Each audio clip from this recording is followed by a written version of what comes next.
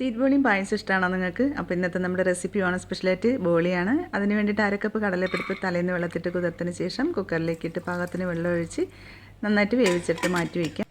ഇനി ഒരു പാത്രത്തിലേക്ക് 1 കപ്പ് മൈദ, 1 നുള്ളു മഞ്ഞൾപ്പൊടി, 1 നുള്ളു ഉപ്പ് നന്നായിട്ട് മിക്സ് ചെയ്ത് കൊടുക്കുക. അതിലേക്ക് ആവശ്യത്തിന് വെള്ളവും കൂടി ചേർത്ത് ചെറിയൊരു ലൂസ് പരുവത്തിന് കുഴച്ചതിന് ശേഷം അതിൽ കുറച്ചൊന്ന് മുങ്ങിക്കിടക്കുന്ന പാകത്തിന് ഓയിൽ ഒഴിച്ചു കൊടുക്കുക. വേവിച്ചെടുത്ത കടലപ്പരിപ്പ് നമുക്ക് മിക്സിയുടെ ജാറിലേക്ക് ഇട്ട് ഒന്ന് നന്നായിട്ടൊന്ന് അടിച്ചെടുത്തതിന് ശേഷം ഒരു പാനിലേക്കിട്ട് 1 ടേബിൾ സ്പൂൺ നെയ്യും കൂടി ചേർത്ത് 1 കപ്പ് പഞ്ചസാര അല്ലെങ്കിൽ ശർക്കര ചേർക്കാം കേട്ടോ. 2 കട്ട ശർക്കര ചേർക്കാം.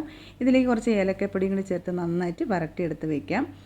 നല്ലതുപോലെ ചൂടാറിയതിന് ശേഷം ഇത് കയ്യിൽ ഓയിൽ തടവി ഇത് ചെറിയ ചെറിയ ബോൾസാക്കി മാറ്റി വയ്ക്കാം.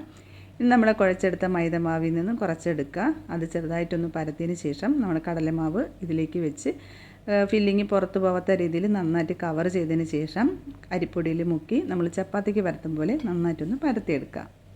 ഇനി അധികം പണിയൊന്നുമില്ല, ഇതൊന്ന് ചുട്ടെടുത്താൽ മാത്രം മതി. ഇപ്പോൾ പാനിലേക്ക് ഇട്ട് കൊടുക്കുക. 2 സൈഡ് മറിച്ചും തിരിച്ചുവിട്ട് കുറച്ച് നെയ്യോ അല്ലെങ്കിൽ ഓയിലോ 2 സൈഡും ഒന്നും തടവി കൊടുത്ത് നല്ലതുപോലെ ഒന്ന് ചുട്ടെടുക്കുക. അപ്പോൾ നമ്മൾ അടിപൊളി ടേസ്റ്റുള്ള ബോളി റെഡി ആയിട്ടുണ്ട്.